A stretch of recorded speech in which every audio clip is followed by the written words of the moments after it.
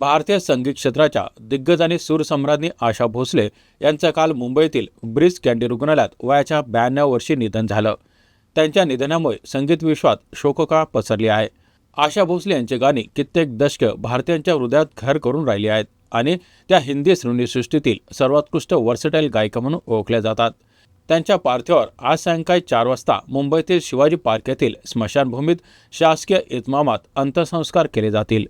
त्यांच्या कुटुंबियांच्या इच्छेनुसार त्यांच्या पार्थिवावर आज सकाळी 10:30 वाजल्यापासून दुपारी 2 वाजेपर्यंत अंत्यदर्शनासाठी त्यांच्या निवासस्थानी ठेवण्यात येईल.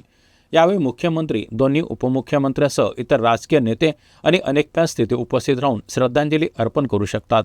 आशा भोसले यांनी हिंदी, मराठी, बंगाली, गुजराती, तमिळ, तेलुगू आणि इतर अनेक भाषांमध्ये 7 दशकांहून अधिक काळ गाणी गायली आहेत.